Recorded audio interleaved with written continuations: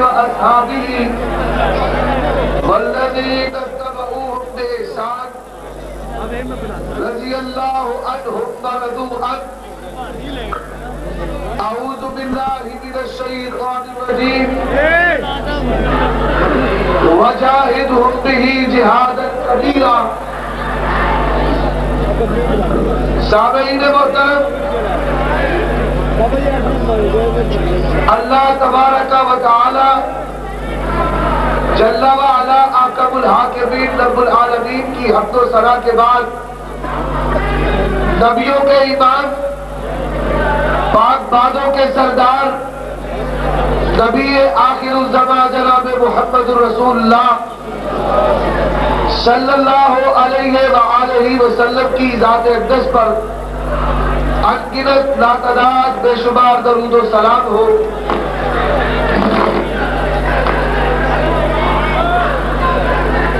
پورے پاکستان بھر میں عموماً یہ لوگ سوال کرتے ہیں کہ آپ توحید و سنت مدلل و مبہن بیان کرتے ہیں، منکرین حدیث کا رد کرتے ہیں، رافضیوں کا رد کرتے ہیں، قادیانیوں کا رد کرتے ہیں، حکمرانوں کو للکارتے ہیں، دیوبندیوں اور بریلویوں کو پچھاڑتے ہیں. لیکن کیا وجہ ہے کہ آپ جہاد کے مضمون کو بیان نہیں کرتے؟ مجھے اسی وجہ سے آج رسول اللہ صلی اللہ علیہ وآلہ وسلم کا جہاد یہ مضمون دیا گیا ہے. پہلی گزارش، کوئی بھائی میری تقریر کے اندر نعرہ نہیں لگائے گا. دوسری بات، آپ کھڑے ہیں یا بیٹھے، توجہ کے ساتھ میری بات کو سماعت فرمائیں. جب سے مسلمانوں کا زوال شروع ہوا اور خلافت عثمانیہ اور خلافت کوئی مسئلہ نہیں، بہن سے آرام سے حضرات، خلافت عثمانیہ، خلافت سیدین، مغلیہ حکومت کے خاتمہ سے لے کر عراق میں مسلمانوں کا قتل، افغانستان میں قتل، ابھی پچھلے کچھ ہی سالوں میں پوری دنیا میں مسلمان امت کفر کا تختہ مشق ہے. اور کچھ لوگ ایسے ہیں جو یہ نظریہ رکھتے ہیں کہ طاغوت کے خلاف اعلان جہاد، ان کے ساتھ لڑنا یہ فرض عین ہے. فرض عین والی بات آپ سمجھتے ہیں ہمارے بھائیوں کی ہے. اب سب سے پہلی بات یہ سمجھے کہ جہاد کا معنی کیا ہے. وہ جہاد کا معنی یہ کرتے ہیں، جہاد جوہد سے ہے. جوہد کا معنی کوشش، جہاد کا لغوی معنی انتہائی کوشش، اور جہاد کا اصطلاحی معنی دشمن کے ساتھ قتال کرنا. جہاد کا یہ ہی معنی کرنا غلط ہے.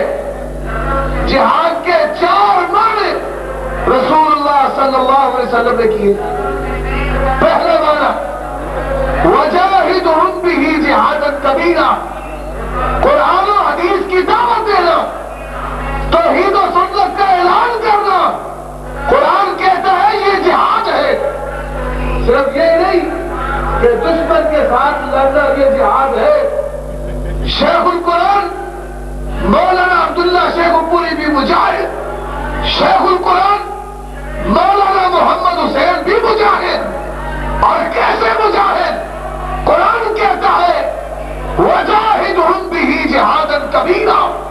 قرآن نے توحید و سنت کے ابلاغ کو بڑا جہاد قرار دیا ہے. دوسری بات، جہاد کا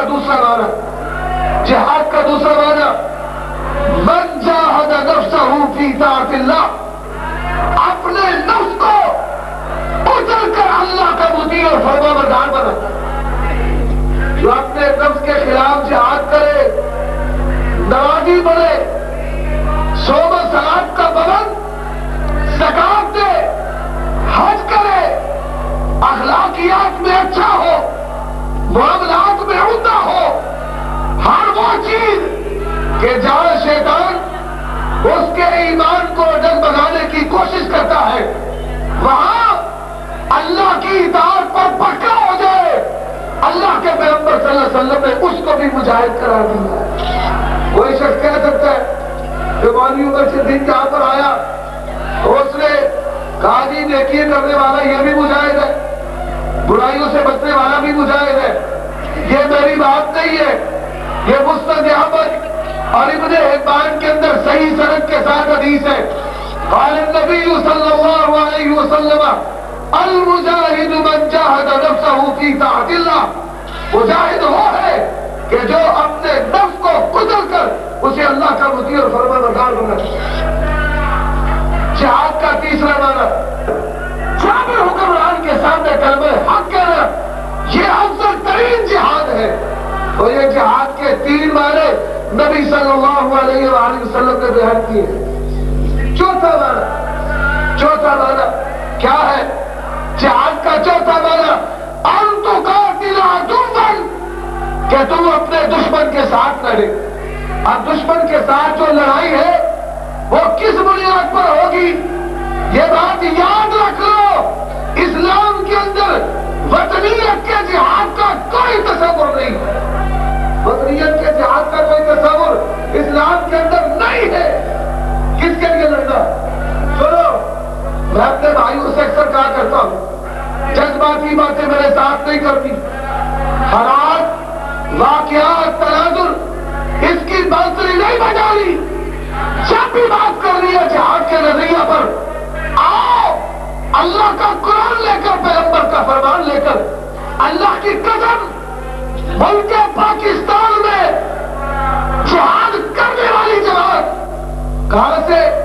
ابن تیمیہ سے لے کر، قاضی شوکانی سے لے کر، میاں نذیر حسین محدث دہلوی کے شاگرد، وہابی تحریک سے لے کر آج تک جہاد کبیر، توحید سنت کی نمبرداری کرنے والے، تزکیہ نفس کرنے والے، اپنے آپ کو اللہ کے مطیع فرما بردار کرنے والے، اور آؤ جب بڑے بڑے عامر کے سامنے ناٹک سے گئے، اس کے خلاف ووٹ کاسٹ کرنے والے کون ہے؟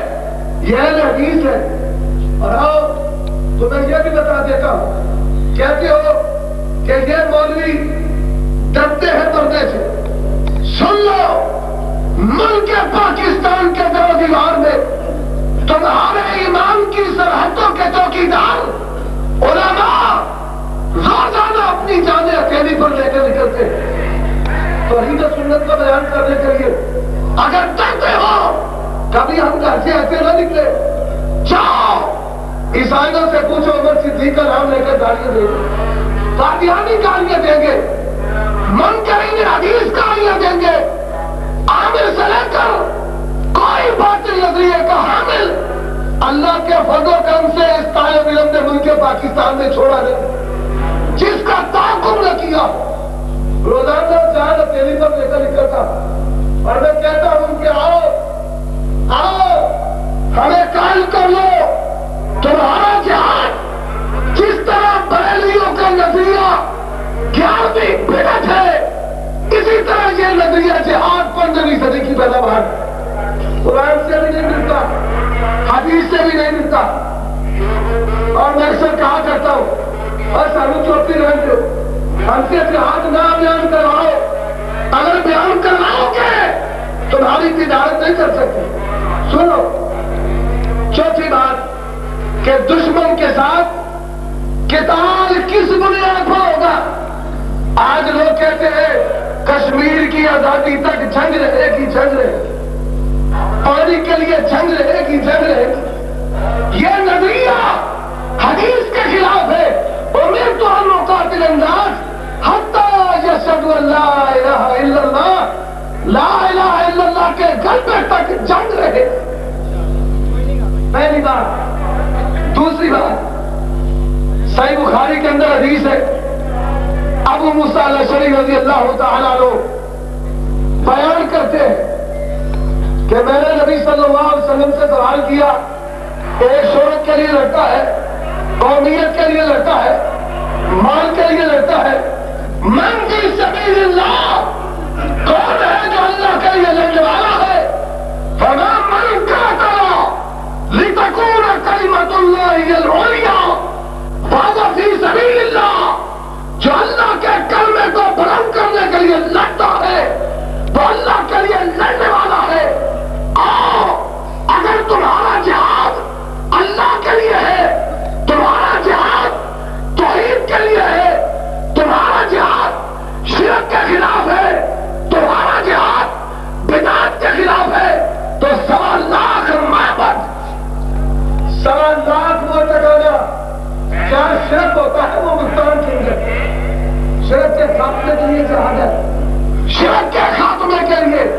یہ میری بات نہیں، یہ محمد رسول اللہ کی بات ہے. اور آؤ، یہاں زنا کرنے والوں کو پرمٹ ملتے ہیں، شراب پینے والوں کو پرمٹ ملتے ہیں. یہاں پارلیمنٹ کو وہ حق دیا گیا جو حق اللہ کے پاس ہے. کیا کہتے ہیں؟ میری صدر مستثنا ہے، صدر مستثنا. اور ادھر کیا ہے؟ لو ان فاطمہ بنت محمد سرقت لقطعت یدہا. یہ قانون ہے. سن، وہ اسباب کہ جن کی بنیاد پر دشمن کے ساتھ قتال ہوگا وہ اسباب موجود ہے، لیکن تیرا قتال فی سبیل اللہ نہیں ہے. فی سبیل حریت، آزادی کی لڑائی تو ہو سکتی ہے، اللہ کے لیے لڑائی نہیں ہے. اللہ کے لیے لڑائی کس نے لڑی تھی؟ شیخ الدعوہ محمد بن عبد الوہاب نے قبر پرستوں کے خلاف لڑی تھی. یہاں پر اس بات کی بھی وضاحت کر دینا چاہتا ہوں. کچھ لوگ ہیں جو کہتے ہیں کہ پاکستان آرمی کے خلاف لڑو. ہمارا یہ قطعی نظریہ نہیں ہے. ہم ان لوگوں کو مسلمان سمجھتے ہیں، اور جو باہمی آپس میں قتل و قتال ہو رہا ہے ان کے بارے میں ہمارا جماعتی موقف عام لوگوں تک پہنچ چکا ہے. ہم ان کو داد و نصیحت کرتے ہیں کہ تم طاغوت کے مکر و فریب سے بچ جاؤ، اپنے مسلمان بھائیوں کو قتل نہ کرو. جو طاغوت ہے اس کو قتل کرو، اس کا نقصان کرو. ہم یہ موقف نہیں رکھتے کہ جی پاکستانی فوج کو قتل کیا جائے. ہم ایسے موقف کی تردید کرنے والے ہیں، اور ہم تکفیری نہیں کہ اپنے خلاف سب کو کافر سمجھے. لیکن میں اس